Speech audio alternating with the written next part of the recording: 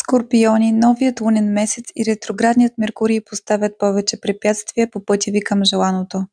Нужно е да се организирате и да бъдете по-стегнати, за да отметнете всички задачи, които имат някакъв стар характер и се нуждаят от преразглеждане или довършване.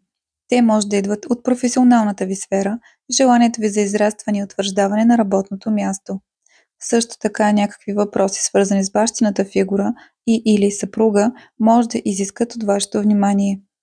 Те може да са свързани с стари теми за преразглеждане чрез изговаряне и повече общуване с тях.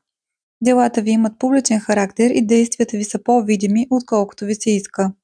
Скорпионите, родени в първите градуси на знака, са под влияние на значими промени в семейен план, които им създават дискомфорт и повече отговорности. Това са необходими трансформации, които се случват, за да преминете на ново еволюционно ниво на развитие и възприятие в личен план. Някои скорпиони може да използват ретроградният Меркурий, за да преосмислят усилията, които влагат в работата си, дали са оцелени адекватно и стари мисли за промяна в професионалната сфера или позиция може да излязат на дневен ред. Стрелци, новолунието